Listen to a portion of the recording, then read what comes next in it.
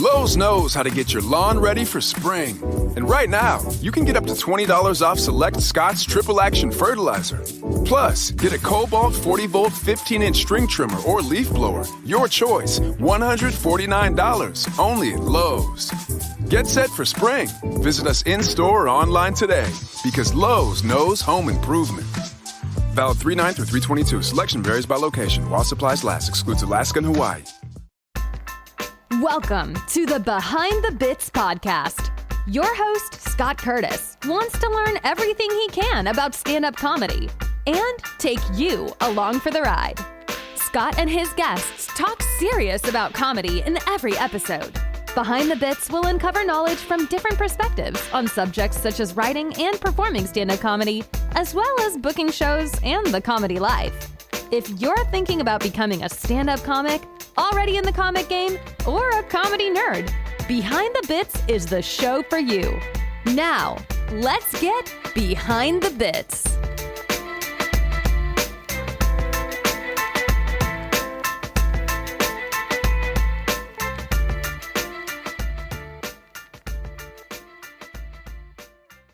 Welcome back to Behind the Bits. I'm still Scott Curtis, and I've got Aaron Sorrels with me today. How are you doing, sir? Hey, I'm well, Scott. Thanks for having me on Behind the Bits. Yes, we try to get behind the bits. We all do bits up there, and let's get behind them and see what it's all about. The story behind the funny, huh? Yeah. More of a serious talk about comedy, and hopefully we can get your story on here. I'm glad you took the time to talk to me. Pleasure. Yeah, you're a Grand Rapids guy, right? I am. Yep. I live downtown Grand Rapids. I'm just about a mile outside of the heart of Grand Rapids. Cool. So obviously the subject that everybody's talking about is the isolation thing. And we're recording this on April 2nd of 2020 for people who come back 2 years from now and listen to it. And we're in the middle of a pandemic, and we are all social distancing. How's that going for you? Well, as the unemployed alcoholic, I'm pretty socially distant anyway. No, it's an adjustment. It's kind of tough to go from being able to interact with people live to all of a sudden being holed up and isolated. It makes things like this, connecting digitally, just that much more important. Right. How I do want to get into the unemployed alcoholic thing, but I wanted to ask you about, first of all, your early influences in comedy. Which comics stood out to you when you were a kid or before you even started being a comic? Just the first person that comes to mind, and he certainly wasn't the first, but just the first time I remember just rolling on the floor laughing at comedy was probably Dave Chappelle. I mean, that guy is just as funny as it gets. His ability to just transport people to a fictitious setting and tell a hilarious story is just second to none. It's so funny how many people say that. We were talking about Garrett Ozinga, who's going to be on a future episode. He said the same thing. Did he really? Yeah. And I always knew I liked Garrett. Yeah. It's funny. I'm 55 and I missed all that. I think I maybe watched like in half an episode of that, and of the Chappelle show. And I think my son was watching it, but it just, I was working and not even thinking about comedy at the time. So it just never became something important to me. And I still haven't watched his special that was supposed to be groundbreaking. So, I've missed all that. Yeah. It'd be worth checking out. He's a funny dude. Yeah. So, you're a kid, you grow up. When did you start doing stand-up? I just started doing stand-up about 2 years ago. Actually, 2 years ago in March with Laugh Fest here in Grand Rapids was the first time I ever got on stage to do stand-up. And that was after kind of a painful period in my life. About 3.5 years ago now, I left a very good job to address alcohol in my life. It had gotten out of control. It was dominating my decision-making. And I knew I had to do something, and I knew I wasn't able to just fix it on my own. So I left a good job, threw myself into a great recovery program, got plugged in with a wonderful church, and started that healing and that recovery process. Figured that might take a couple of weeks and then I would get back to work. But that is not how it happened. Yeah. A couple of weeks of unemployment turned to a couple months, 3 months, 6 months, 9 months, ultimately over a year of unemployment, where just every single door that I knocked on closed. I was looking at executive level stuff to entry level stuff and everything in between, and I just couldn't get a door to open. It was really painful. But then about a year into that, my wife and I are walking around downtown Grand Rapids, and we were just laughing together at a time that should have been kind of miserable. We were just laughing, and it just struck me the power of laughter and how wonderful it is in getting through rough times. And I thought, you know what, maybe I should do this. Maybe I should try to get on stage and do comedy. It was the last day to apply for a spot with Laugh Fest. So that was good because I wasn't able to think about it or talk myself out of it. I just did it. And I got a spot, a wonderful spot, Friday night, prime time at Dr. Grin's, my first time on stage. And it went really well. And it completely flipped the script for what I was going through. I found purpose through comedy. My mission in comedy is now to help people laugh while highlighting recovery and faith. That's not to say that I'm knocking beers out of people's hands or hitting them over the head with the Bible, but that's not very effective, I found.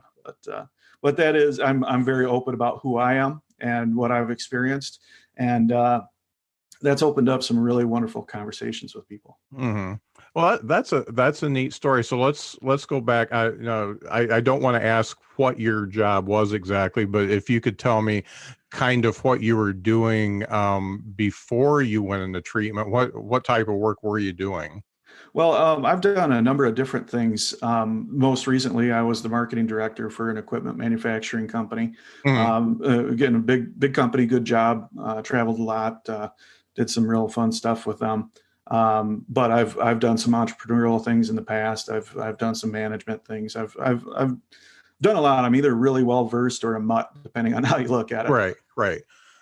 So that type of work kind of lends itself to going out and having dinner and having a few drinks and in the name of business, in the name of solidifying relationships with your clients and stuff like that. So I can kind of see a trend there, that, having a few beers on a Wednesday night to having some gin and tonics on a Thursday night, and then going to the weekend, you got to keep it going. So how many years did you experience just like a heavy drinking period that you didn't know was alcoholism before you finally decided, hey, there's something wrong here?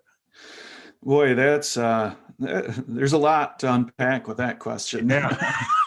You got all the time in the world. I'm sure this is hilarious so far, right? Welcome to this comedy podcast. Yeah. Now, it's a serious podcast about comedy, so excellent. We don't have to laugh the whole time. Right.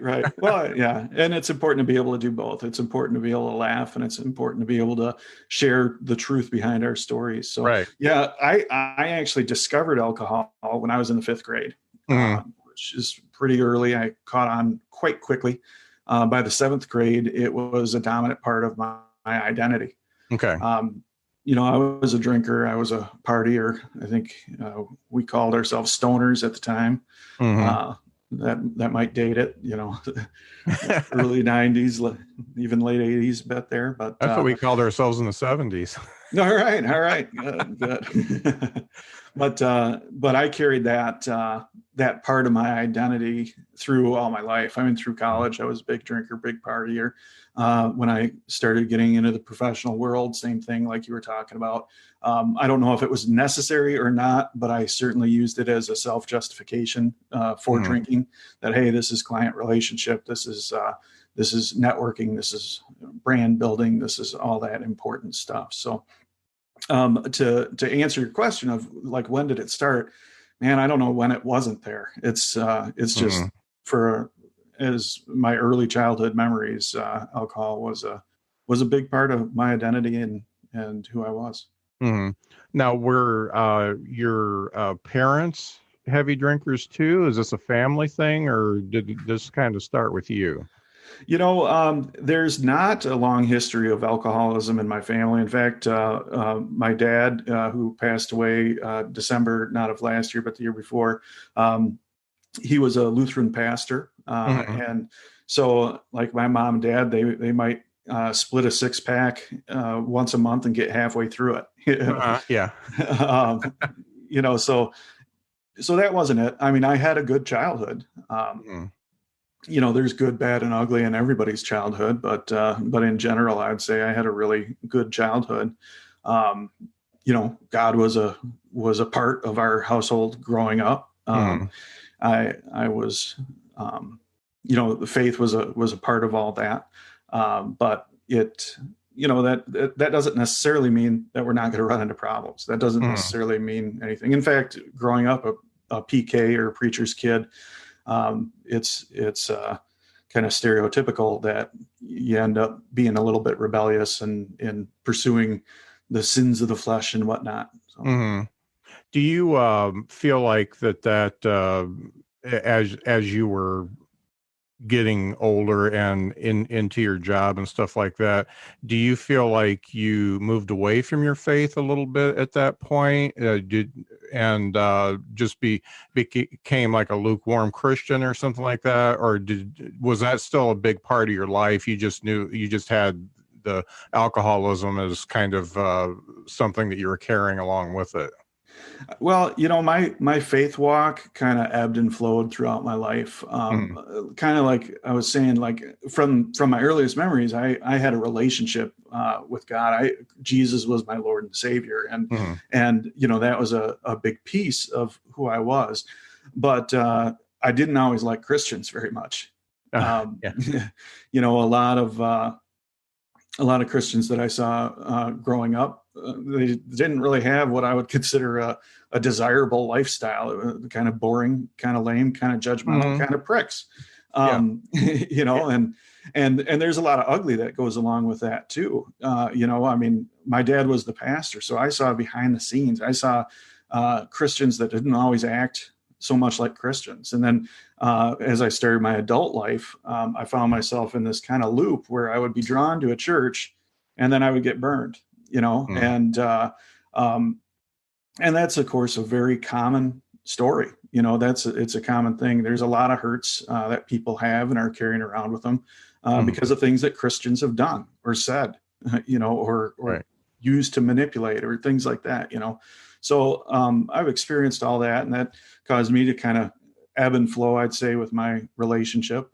There were times in my life that I worked full time at a church. There were times in my life where I completely avoided it. Mhm. But all the way through there, I think I have a relationship with God through Jesus Christ. So. Mhm. It's funny. I don't want to editorialize too much, but it goes both ways. First of all, a lot of people who are not of faith, they see Christians as one lump of people, and they're all this way, and they don't like to have fun. They don't like to laugh. They don't like to party in their own way or anything like that. And they can't understand anything that a non-faithful person would go through. And then by the same token, Christians think people who are non-faithful, we're just all having orgies all day and shooting up heroin and stuff like Wait, that. are we not supposed to be doing that? Yeah. but the funny thing is, and it's really kind of neat. I don't know if David's watching. Sometimes he does. We've got kind of a large group of local comics here in South Bend that do an open mic at the Drop Comedy Club, and David started coming several months ago, and he's a pastor of a local church here, and it was funny watching the young people. I mean, they were kind of scared of him at first because they were afraid they were going to offend him and stuff like that. And the funny thing is, whether you're Christian or you're non-Christian, you've heard it all. So you're not going to hear anything that you haven't heard in the past. And it doesn't necessarily offend you, even though it's not part of your ideology or whatever, and it can still be funny. So I just think it's fun. It's funny if you actually talk to somebody who is different than you, you find out you have more in common than you have not in common. So, man, we could pretty much just wrap it up right there. What Yeah, you just said right there. If you talk to people that are of a different group than you are, Yep. it's really quick and easy to realize that, boy, we've all got a lot more in common than we do apart, Yeah. It's funny. I did a local podcast here for about 5 years, and it was called Michiana People Podcast. And the first guy I had on was super right-wing conservative, and he was running against Jackie Walorski. His name was Jeff Peterman. Super right-wing, and a guy I like a lot. I'm a fairly liberal guy myself, and I just liked him as a person. I knew his dad, and I liked him as a person. And he was the first guest I had on. My listenership was pretty liberal, and I had a lot of liberal folks on too. And then somebody went back, and I had posted something on the Facebook page about an episode, and somebody commented that, he had that jerk conservative Jeff Peterman on. I'll never listen to his podcast. And I'm like, look at the rest of the episodes. I mean, I run the gamut of, conservatives, liberals, musicians, artists, business owners and stuff like that. So it's those preconceived notions that get you in trouble, because you put yourself in a box when you do that. Yeah.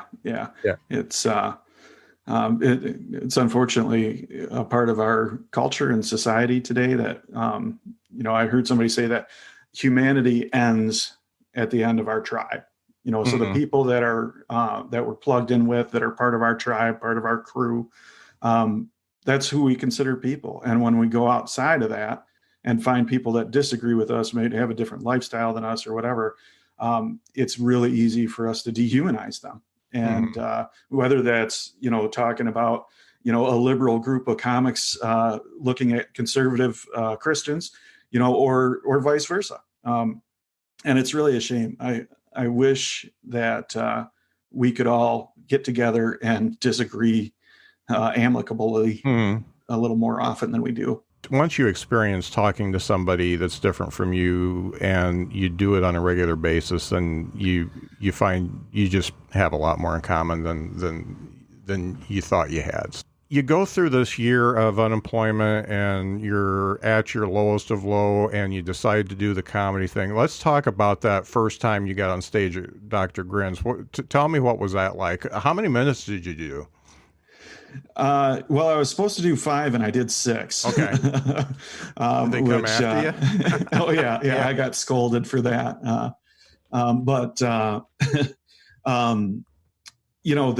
I really kind of have to go back before that, because I had signed up and I got my spot, and I wrote my first attempt at 5 minutes of comedy, and I actually kind of performed it for my wife, which there's a whole world of problems with performing comedy to a one-person audience that you're married to. Yeah. But I kind of went through it, and she looked at me, and in as nice of a way possible, she went, "Yeah, that's not very good." Yeah. And I'm so glad that she did, because then I started nerding out. I started listening to podcasts on how to do comedy. I got a couple books from the library, and started watching comedy specials with a stopwatch and a yellow pad of paper, and making hash marks for laughs, and really started kind of breaking it down. And as I started kind of peeling back the layers and figuring out what was happening underneath, what gears were turning, I realized, wow, yeah, that first attempt was not very good. So, so I rewrote some stuff with, actually putting punchlines at the end of a sentence, and some, the rule of threes, and I probably should have come up with a third thing to say at the end of that, but and I put something together, and my first time doing comedy, it went pretty well. Now my second through 40th times, those didn't go as well. Yeah. But that first time, packed out place, 200 people, turning people away at the door, and it was a really good experience. Yeah. Do you feel like, so you did something very important at the beginning there. You did it for your wife, and then instead of letting your ego take hold and say, "No, this is funny," you decided that you would actually do some research and find out what it takes to write a proper joke. Which that a lot of people don't do that, and you've probably seen that when you've seen open mics and things like that, and people who do open mics for 3 years and do the same stuff over and over again. But do you feel like your past business experience kind of came into play when you started dissecting your set and putting that stuff together? Well, two things came into play there. One, certainly having, analytical skill sets, Yeah. and I went through and earned a MBA degree, and my thinking kind of shifted when I got that education. Yeah. Just an analytical problem solving type mindset. So that certainly helped, but probably more so than that, I was unemployed. Mm-hmm. So I had the time to do it. Right. Yeah. It was, I'm 2 years into comedy right now, and I have gotten opportunities that are far past where I should be at this point. And I think that's in large part due to the fact that I had a lot of time that I've been able to dedicate to this. Most people, when they get on stage the first time, they don't have 60 hours a week to dedicate towards honing and learning the craft and all that. So, right. So yeah, the analytical stuff really helped out a lot. But the time was just as important, if not more important. Right. And I concur. I feel like my time in the business world has at least allowed me to put my ego aside and say, okay, this bit just isn't going to make it, or this bit needs to be put away for a while and maybe looked at and rewritten at another time, because it's not. Yeah. It certainly isn't working now. I always give my stuff like 3 chances, and if I don't get anything in 3 chances, then it goes in the vault. and you hit an important point there too, the ego thing. And I got to tell you, coming through the recovery process and going through a 12-step program and having that, that's a humbling experience. Yeah. And that, and you need to be able to accept the fact that this thing that you love and have created and presented to the world as a joke is terrible. Yeah. And you need to be able to get past the ego and let it go. And really going through a 12-step program helped. I bet. Helped with that. Yeah. Now, thinking about the fact that when you got into this, you were probably about a year sober then, right? Yeah. About, well, no, I'm sorry. When I had applied for it, it was a year. I was about 18 months sober when I actually got on stage. Okay. So thinking about that, you are in a bar setting, and a lot of the mics that you did post that were in a bar setting. How did that work for you with your recovering alcoholic status? A lot of people have asked that question, and to tell you the truth, it's I have not been tempted to fall off the wagon while I've been in a bar doing comedy. Okay. And I think a big part of that is because I am there as the unemployed alcoholic, a comedian who helps people laugh while highlighting recovery and faith. I'm there on mission. I'm there on point. I'm there on purpose. And that has probably helped keep me sober as opposed to hindered. Now, triggers are terrible for people. Triggers are terrible for me. And I would never advise somebody to go hang out, 25 hours a week in the bars as a step in their recovery process. Right. But I'm in a unique position where I feel like I'm called into that environment, not just to hone comedy, but also to be a friend and companion to the folks, the wonderful open mic comedians in the area here. I really have developed some unique and great friendships that are important to me. And again, I feel like I'm called into that community to be a part of it and contribute to it. Right.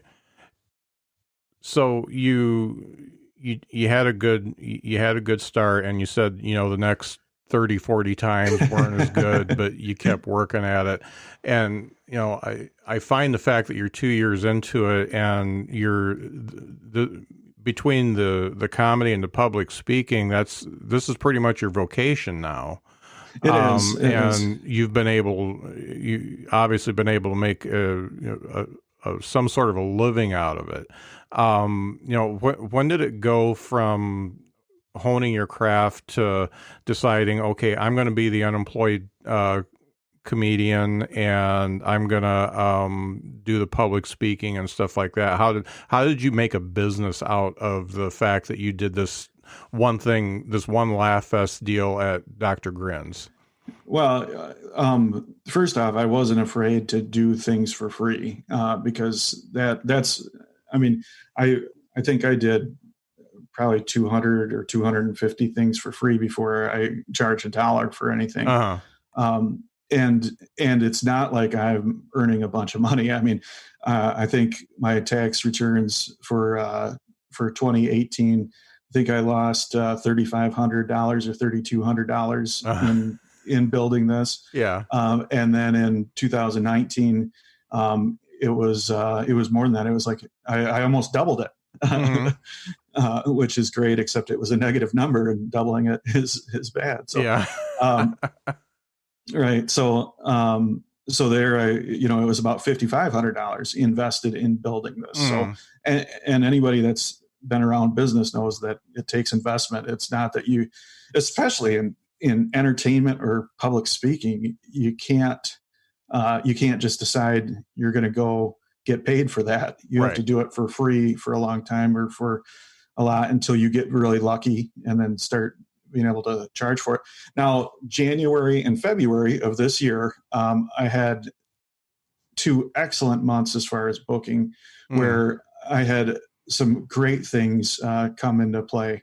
And then I don't know if you remember about mid-March, or late March, something kind of dramatic happened. The world closed. Yeah. And things have started, or just many things have canceled. And that's unfortunate, but I know other people that has impacted them way more than it has me. But I mean, after 2 years of building, that was a punch square in the chin, that the revenue that I had been building towards instantly went away. It'll come back, but it went away. So, I mean, I've shifted my focus. Fortunately, my mission is not solely to make money. I want to help people laugh while highlighting recovery and faith. So I'm able to do that. I'm able to do that online. My website, theunemployedalcoholic.com, there's a bunch of free entertainment stuff on that. And I'm very active on all the social media platforms. Some of it's funny, some of it's encouraging. It's just, I just try to put content out that helps people laugh or is encouraging. Yeah, I noticed you do pretty much daily stuff, and that takes work. Yeah. Well, again, this is one of the benefits of considering this my full-time job is I've got time to dedicate towards it. But yeah, in November of last year, I started releasing a video every single day, and then coming into January, my goal was to in 2020 release 366 videos, one each day. And I'm on track to do that. And now I've got a groove going. So it's easier to do that. Now I've started releasing 2 things a day, one video and one piece of other content, a screenshot of a joke or something like that. So yeah, it's, I'm very consistent with it, which is helping. I feel myself, hopefully getting better at it, and more people are seeing it and falling into the rhythm and engaging with it. So, Your marketing background is very evident in your social media presence. So it helps. I mean, marketing is communication, Yeah. and to have a good foundation of understanding how communication works, that's been crucial in being able to do stuff. You said something at close to the beginning that caught me, and I wanted to make sure I expand on this. You talked about after your wife told you your set wasn't that great, that you listened to a bunch of podcasts and took out some books from the library. Did any of those stick with you as being really helpful, and podcasts and books that you still refer back to? Yeah. Are you familiar with Rick Roberts, the School of Laughs? Yes. Podcast? Mm-hmm. That was like my number one resource that I went to, because that, much like this podcast, that does a really nice job of kind of breaking things down and all that. Mm-hmm. So I started listening to episodes over and over again, just as much as I could find. I was listening to, and okay, this is really interesting because I randomly found that podcast, The School of Laughs, and I was listening to it. Rick Roberts was teaching me how to do comedy without knowing it. And then I was at Dr. Grin's the night of my first time doing comedy, and a guy walks up to me wearing a name tag that says Rick Roberts. Oh. And it was Rick. He was in town for a show with Laugh Fest, and he just happened to walk right up eyeball to eyeball with me. And I'm glad he had a name tag on, because I wouldn't have recognized him if he didn't. Mm-hmm.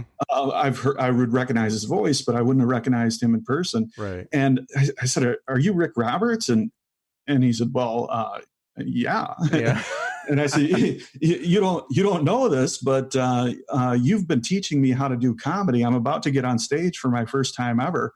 And we sat together leading up to the performance, and then afterwards he gave me some constructive critiques and some encouraging words, and that was great. He and I are friends now, and I'm a supporter of his School of Laughs podcast, and he's had me on the podcast as a guest and all that. But it's just really, really interesting that after a year of every door closing in my face, then I start doing comedy and the whole script flips. Yeah. Suddenly I get to meet my comedy mentor, who is at my show completely coincidentally. He had no idea who I was or what was happening. It was just completely fortunate, you know, and unplanned by us. So that was cool. And also Michael Jr. Are you familiar with him? No, I'm not. Oh, he is a phenomenal comedian. He does comedy with a purpose. Really, really good dude, heavily involved with the Christian Comedy Association. And I mean, he packs places out and just brings the house down every time. Super, super funny dude.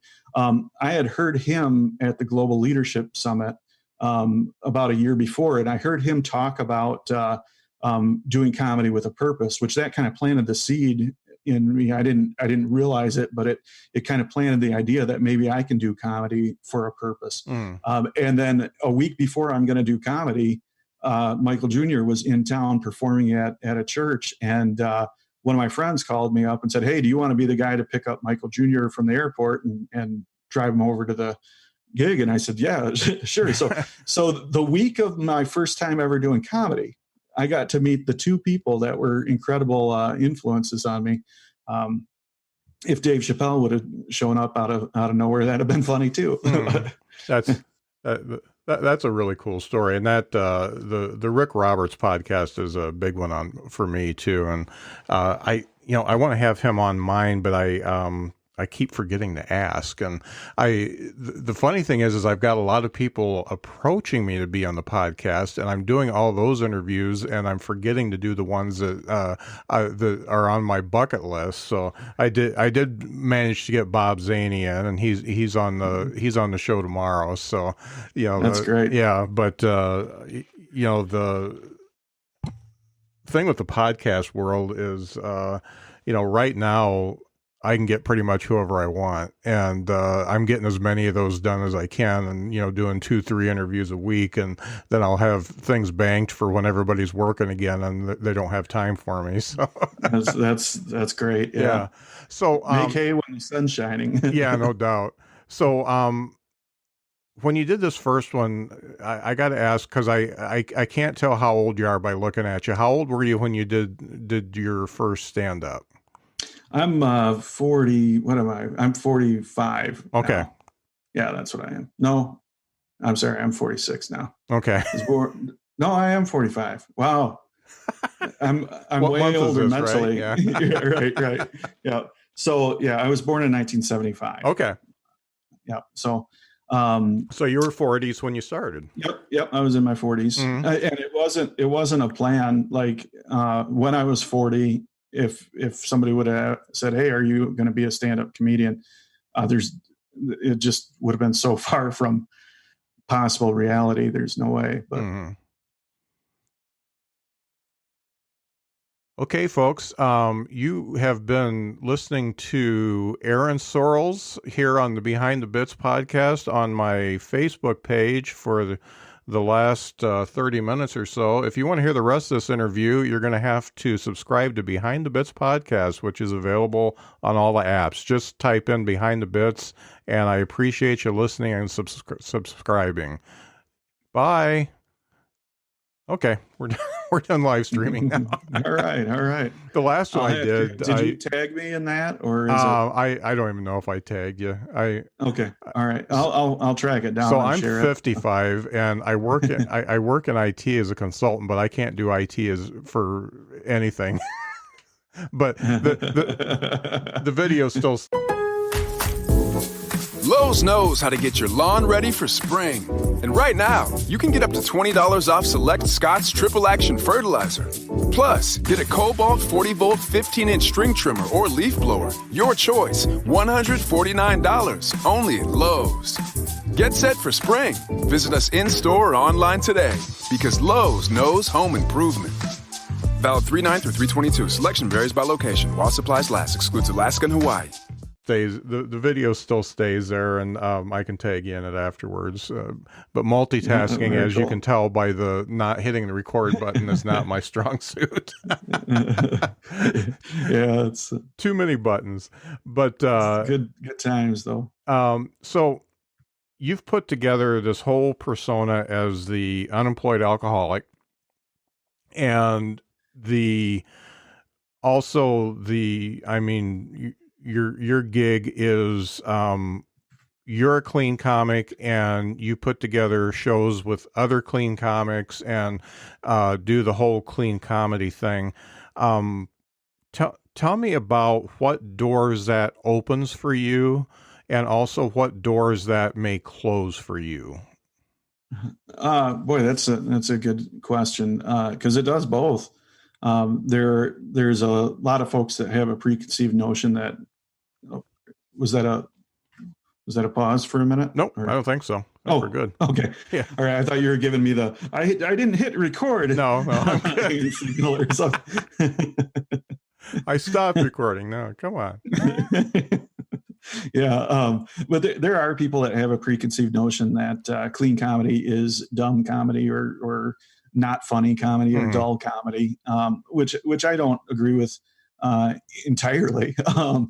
Clean comedy can be pretty lame at times, but so can dirty comedy. It's, comedy is, funny is funny.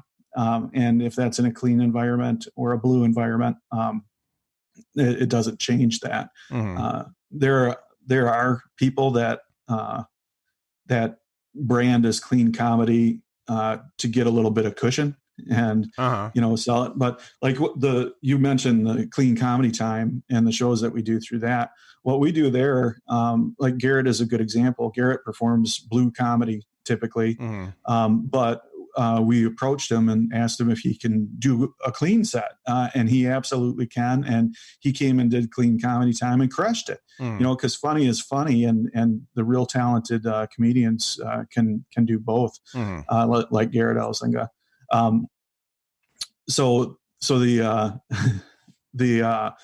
the clean comedy time closes some doors because people have preconceived notions about it, but it also opens some doors. The fact is, over and over and over, I hear people say, "Oh, I love comedy. I just wish it was clean," or "I just wish you knew what you were going to get." Because people, unfortunately, very regularly have the experience of, "Oh, comedy," and they go see it, and then they're offended right out the door. So a lot of people want to avoid that, and knowing up front that it's clean comedy helps with that.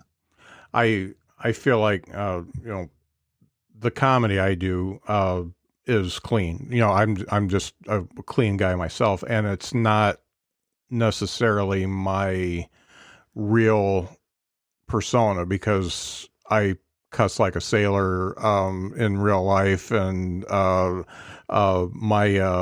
my text messages don't change my don't autocorrect my words for duck anymore because it's so used to what I normally text. So I'm absolutely. It's just what. First of all, I feel it's more difficult to fill the time and be clean because you don't have all those words that you can put in and fill a few seconds here or there and have people gasping because you said, whatever 4-letter word or whatever phrase or to get them to notice you. So being clean is really more difficult, but also I feel like when I'm talking about my life, I'm thinking about, my kids who are grown, and, I've got a grandson now and stuff like that. I don't ever want the stuff that is recorded for me to be something that reflects something that, they would be embarrassed about. That's one of the things. And the other thing, there's some preconceived notions that you can't tackle touchy subjects and still be clean. That's not true at all. I mean, you can do all of them, and still be clean. And I'm sure you address your alcoholism, and you can address politics, you can address religion, you can do all of it and still be clean, and still get a message across. Yeah. So I just wondered, you're very branded as clean. Your shows are branded as clean. I just wondered what that did as far as opening and closing doors. And obviously, some people are a church is obviously going to be arms wide open for you, and maybe a bar or an FOP or something like that, maybe not, because they have a certain expectation of what their comics do. Yeah, it's hard to generalize because I've had churches look at my comedy and say that that's not clean enough, because I do clean adult comedy. The topics that I address are targeted towards grown-ups, right? And I'll get into addiction, I'll get into the fact that I'm married. I'm not going to graphically discuss sex, but I might acknowledge that it exists. And so there's been times when I've been not clean enough for some places, and then, like you said, vice versa too. There's I'm sure there's shows that they don't want to book a goody two shoes to come in and all that, and that's all fine. My comedy's not going to be for everybody. Yeah. But the people that it's for, they seem to enjoy it. Yeah. So. And there seems to be like a renaissance of clean comedy right now. We had Gaffigan forever, and he was kind of the clean guy, and Seinfeld obviously, but we're getting some others like Nate Bargatze. He's about as clean as you can be. I've been to 2 of his shows, and the audience members is the widest range of audience members I've ever seen for a comic. You're paying pretty good money for a ticket to see him. So, that somebody that goes to see him is a fan. They know what they're getting into and they think it's funny. So I see, guys with long hair, lots of tattoos, and lots of piercings, all the way up to people who look like me, and seeing him, and they're all laughing the same way because it's funny. Yeah, yeah. Well, and it seems to me like Nashville has been a real hub for clean comedy, Mm-hmm. and I don't know why that is entirely, but I know I was down in Nashville and checked out an open mic level show, and it was clean. I Uh-huh. was amazed by it, because that unless it's really intentionally a clean show, that's not my typical experience with open mics. Mm-hmm. But so Nashville has produced a lot of really talented clean comedians. That comedy scene down there has just done a wonderful job with that. And then things like dry bar comedy. Yeah. There's a lot of people that have come out with specials on dry bar, and again, I think it's a national or worldwide perhaps phenomenon that people like comedy, but a lot of people have been burned by it getting a little too risque or blue or whatever you want to call it. So yeah, there's a lot of places and geographically and on the internet that have really been producing some wonderful clean comedy content. Yeah, I was just on the Dry Bar page today because Bob Zaney's going to have a special coming out April 15th. If anybody can actually get to Dry Bar and put it out, I don't know if if they can work remote or not, but I was looking at all the specials they had, and the page just goes on and on of all the specials, and they do live stuff and they do YouTube stuff too. So and it's extremely popular. When you put the Dry Bar name by your name on your website or something like that, it's a big deal. And there's no question about it. It's an excellent organization, and they've got an incredible amount of wonderful content out there. Right. I do want to talk a little bit about the business because, you talked about your tax returns and stuff like that. Let's pretend like we're not in a pandemic and have to stay home and stuff like that. What would you be doing right now to further yourself in business and get yourself scheduled and stuff like that? Because comics need to know that when they get to that level. Well, all right, how can I say this without tarnishing my brand? But being only 2 years in comedy, the fact is I'm not good enough to go headline a comedy weekend at a big comedy club. And even if I was good enough, the line of people that's in front of me is astronomical. Yeah. So the idea of I'm going to become a comedian and then hit the road and go make money as a comedian, that's probably not realistic. Or it's not realistic for me, and it's probably not realistic for many other people that are new to it. So what I did is I tried to figure out how to collaborate with other people and create something of value to a market. And then bring that show, the Clean Comedy Time shows. That's an excellent example of that. We have 6 comedians that want to come in and do clean material, and they're good comedians. They're funny comedians, and people can come in and just have a wonderful show. But I only have to do 15 minutes, which is a lot easier, and I've got enough other talented people around me that if I come in and my 15 minutes isn't the best, there's other people that can carry the weight a little bit. Yeah.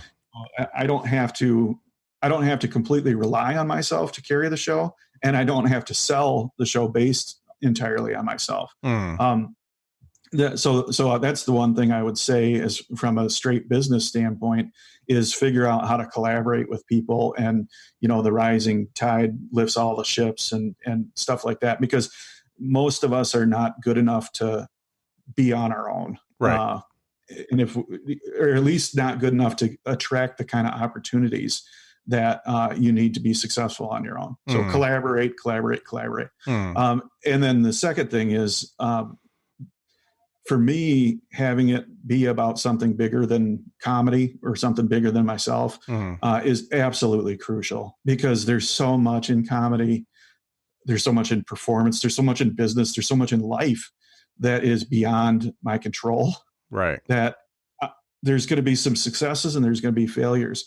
But if there's a mission behind it, if there's a vision, if there's a passion to help people to be involved, that's going to fill some voids that frankly, even being wildly successful, would still leave empty. Right. Does that make sense? Yeah, very much so. I mean, you hear a lot of people, especially as they're getting up in years, talking about their past, and they said, I was, headlining, auditoriums and stuff like that, but I wasn't happy. And so, that's something, if you're leading a balanced life along with, actually trying to start up a decent comedy career, that's important, because, when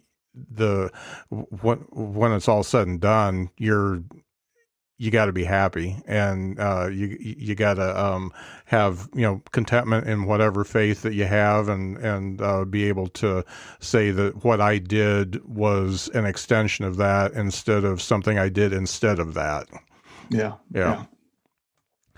Thinking about the what you want to do, once again, pretending like we don't know when we're going to get out of our houses and stuff like that, based on the clean comedy show and stuff like that, what would be like your 5-year plan of where you want to be in the next 5 years from now? I wouldn't say that I have like a firm 5-year plan, which goes against a little bit of the traditional business thinking. But recovery thinking is take it one day at a time, right? And there's plenty to deal with in the day, and that's biblical too. To worry about today, but all that said, if I think ahead to what might it look like. A couple things that just really resonate with me is, man, there's been some wonderful, wonderful pieces of wisdom that I've gotten from the recovery community. The process of going through a 12-step program unlocks this wisdom that is just so incredibly valuable. And the fact is, most, if not all of us, really probably all of us, would greatly benefit from going through a recovery program, because we're all recovering from something. Yeah. But very few of us will get to the point where we're humbled enough to actually step foot through a recovery program. So at first I was thinking, boy, I'd like to be able to end the stigma around recovery and get more people to engage. But that might be too big of a challenge for me. So what I've been really thinking about lately, especially with this pandemic, is trying to figure out how to bring the recovery wisdom to people who are not necessarily going to walk through the doors of a recovery program. I just have been test driving this week with a handful of friends, where we're meeting online and we're doing what's called a social support happy hour. And we get together, and for the first 45 minutes, it's on Zoom, just like we're on now. Yeah. But we just have informal, just chatting, just happy hour talk about what's happening and where we're at and what's going on, and all that stuff. And then we shift into a format that's very similar to recovery groups. We shift into an open share format, where we start talking about, each person gets 3 to 5 minutes to share uninterrupted. And they can talk about the good, the bad, and the ugly of where they're at and what's going on. We've got some guidelines that make it a productive and positive thing. And then the other people can chime in afterwards and just give them words of support, encouragement, and ask questions for clarification and stuff like that. And so when I look ahead to 5 years down the road, who knows? But right now, the things that are important to me is trying to figure out how to share some of this recovery wisdom and some of these practices that are so common in the recovery world and so completely absent in the quote unquote real world. That I'm trying to mesh those together a little bit. Yeah. I've always wondered if you could put a show together that was like a humorous look at the 12 steps, and a lot of those steps aren't very humorous, but I mean, you could definitely do 10 minutes on asking forgiveness. And if it wasn't good, then you could ask for forgiveness afterwards. Right. I mean, but yeah, I've always wondered if that wouldn't make a decent show. And the problem is you do that show and then that material's done and you got to do another show because that's the way it goes in comedy.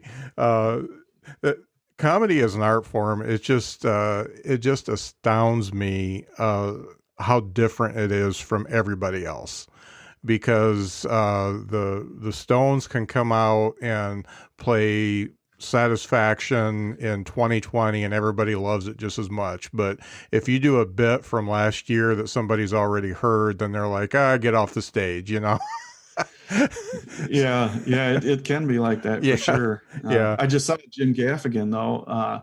He opened up Laugh Fest this year, big show at the Van Andel, and he went through pretty much all new material throughout the entire show. But at the end, he rolled into his Hot Pockets routine, and the place exploded. Yeah, the place just went up. It was amazing. That here's something that not only isn't new, but people have heard it so much that it's now the Rolling Stones playing Satisfaction. It's pretty cool. Well, and that's the whole reason Steve Martin quit, was because he couldn't hear himself because everybody was yelling his bits at him, and he's like, I'll never do it again because I got too big and I'm in these arenas and everybody's just yelling my show at me, and what good is that? But it's funny, people do get that. Like Bargetzi's got his Starbucks thing, and he does that at the end of every show, and people just totally do the same thing. I mean, he's not quite as big as Gaffigan yet, but I mean, it's a similar type response that, he can bring that up, and very few comics can bring that up, and they don't have that signature bit. But it's funny that it tends to be clean comics that can do that. That's a good point. Yeah, I mean, there's a correlation there that those bits stand the test of time because they can be said anywhere at any time, and also they don't have a timestamp as far as being political or whatever is going on during the day that it came on. He that could have happened in 1976 or it could have happened in 2016, and it's still Hot Pockets. So yeah.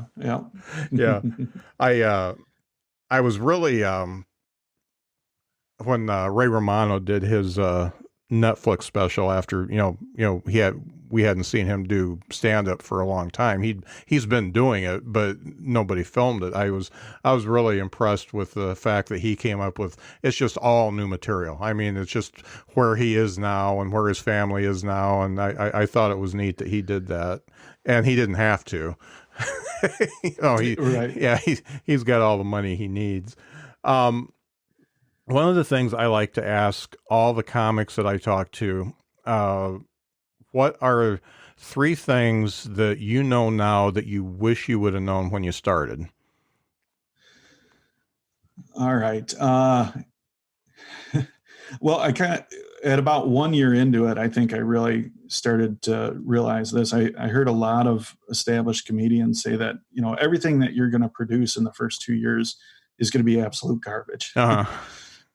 So if the sooner that we can accept that and do it anyway, the quicker we'll improve, I think. So, I mean, my first time doing comedy, it went really well. So I thought that's just how it was. Yeah. and then it was really disappointing to get up on a different stage in a different venue and have it not go well. But you got to film that and then watch it. Yeah. You got to run it past other more established comedians and get advice and all that. And in order to do that, you have to accept the fact that it's not really good yet. Right. So that's one thing I would say. The other thing I kind of touched on is collaboration. The earlier we can try to find opportunities for those around us, the more opportunities we're going to have. Right. Just try to collaborate and be the rising tide, or at least try to make the tide rise that helps all the ships. Right. It's easy to be competitive when it comes to comedy. It's easy to be comparative where, hey, how come this person's doing that? Yeah. But if we can be collaborative, boy, that's really good. What did I say there? I'm going to have to listen back to this because that was good. That we're naturally competitive, and but you still need to collaborate, and I agree with that. Yeah. So a third thing that probably just do. Get the stuff out there, get the time on stage, get the time making videos and putting them out there, even though nobody's going to watch. That's okay. Just put it out there, because what'll happen, I've got hundreds of videos on my website, and some of them have only been viewed once or twice, or maybe none ever, Right. But if somebody hears about me and they come to check me out, they can see a whole bunch of material. They can see the fact that, hey, I might only be 2 years into this, but man, I've got a catalog of work. Yeah. I've got clips from a big variety of shows. I've got these 30-second videos that I've been doing hundreds of, I've got stories that I've written and published. I've got a big catalog of work. And most, if not all of that stuff, I've put out into the Twitterverse or whatever, and nobody's ever looked at it. Yeah. And that's fine. It's do it just for the sake of doing it. It's funny you mentioned Twitter. I really like to get on Twitter, and I do like different hashtags like comic or comedian or stand-up comedian and stuff like that. And I, instead of looking for the ones that are established, I look for the new ones that have like 40 followers or whatever, and watch what they put out. And I always follow them and see what they're doing, because it's really neat to watch somebody from the start. And see somebody who's trying to establish themselves. And, some of these folks call themselves a comedian, and they really shouldn't yet. But but some of them, you can see a spark there, and you can tell that just by what they're putting out on Twitter, they're probably a pretty funny person. Yeah. It's Twitter. Go ahead. Twitter's cool. Twitter's probably the thing that I've gotten the least engagement on. Yeah. YouTube probably the most, and Facebook, LinkedIn. Actually, I get some traction with things on LinkedIn. It's totally weird how social media works, because I'm actually getting more traction on Twitter with this podcast, and on the local podcast I did, it was Instagram. And, I'm hitting all of them, but, and Facebook is the least on this particular one. That's why I'm doing these live things, trying to get the Facebook presence up, because it's easier to watch a video on Facebook than it is on Twitter, because you gotta click and stuff like that on Twitter, whereas in Facebook, it'll just autoplay and all that. But, it's weird. Social media is weird. The funny thing is, you got to hit them all and see which one works, and then that one may not work 2 months from now, and it'll be something else. So. Right. Yeah. It's fun. It's funny how you you talked about, your first 2 years being garbage. The only thing I say to that is it may be garbage in the way that you presented it, but the material may be something, because I always talk about putting stuff in the vault and bringing it back out. The material may actually be fantastic. You just need to rework it and work on how you say it. The delivery is the important thing. That's a good point too.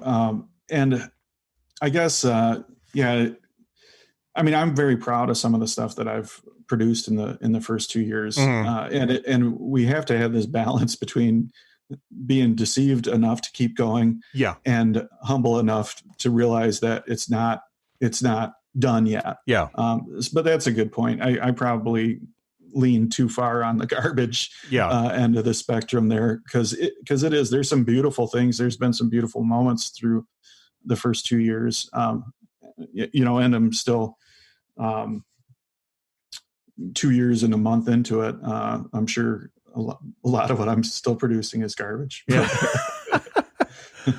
Well, and the funny thing is Dries, and one of the things that he told me when I interviewed him that stuck with me was that you do have to be critical. You do have to film yourself and watch yourself and be critical, but allow yourself some victories too.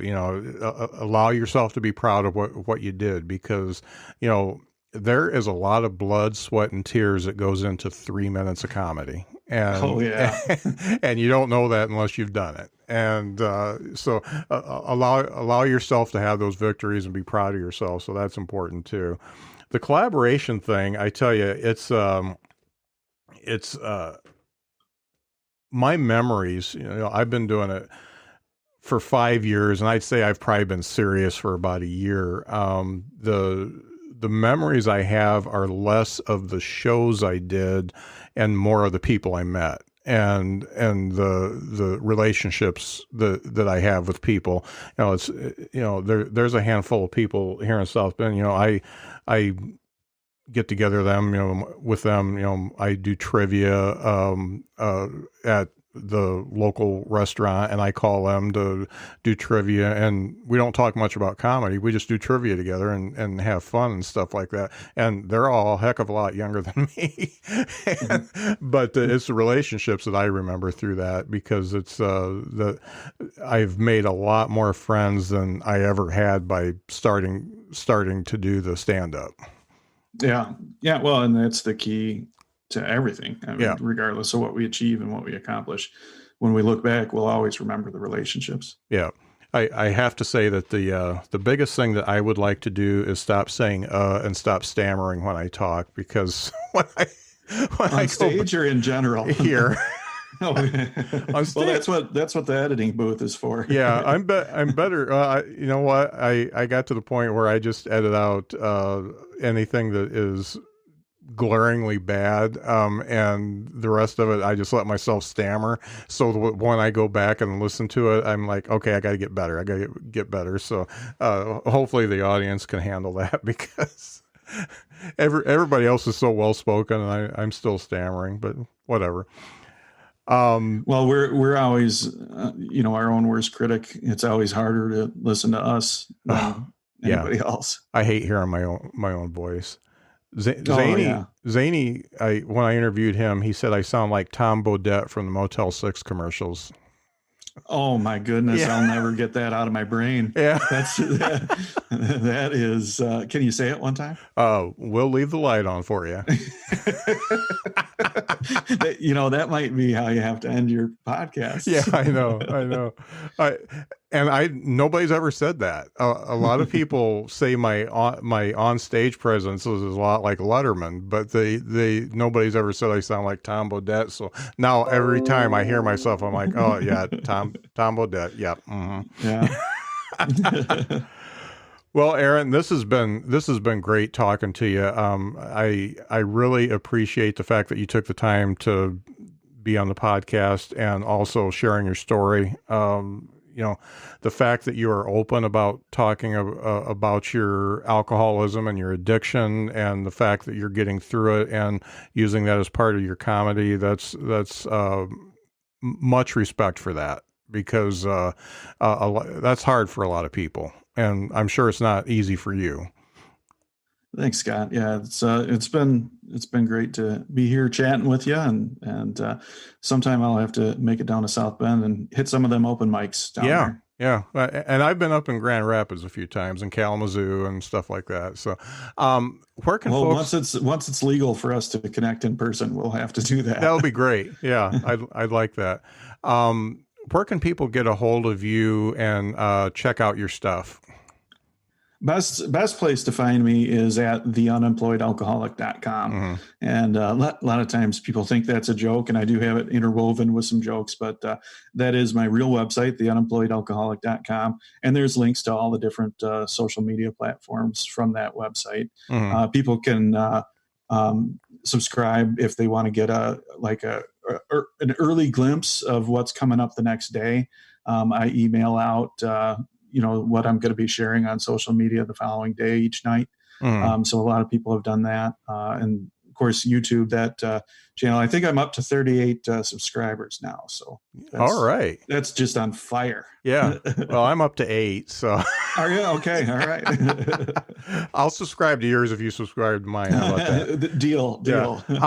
One thing I forgot to ask, and since you mentioned your website, can you give me the history and the meaning behind your artwork on the website? Oh yeah. The the logo you're talking about? Yeah, your logo. Yeah. Yeah. That's. Well, let me give you the short version, and then I'll go into a little bit deeper version. Mm-hmm. But what my logo is it's a smiley face that has a blindfold that reads Unemployed Alcoholic. Mm. And the meaning behind that is, our circumstances, my circumstances will often try to blind me to the joy and the laughter that's all around. So that's just a reminder to not let my circumstances blind me to the joy and laughter that's all around.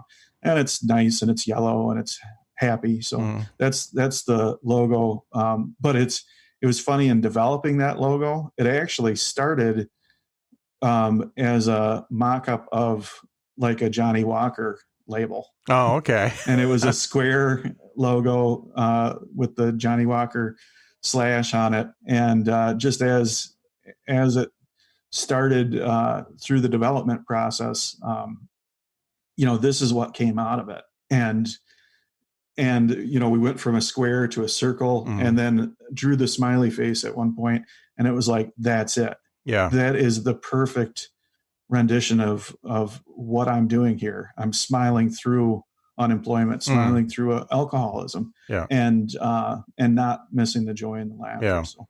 Well, I'm glad I remembered to talk about that, because I read the little snippet on your website, and I thought that was a very nice thing, and understanding behind the logo is important, and I thought that was neat.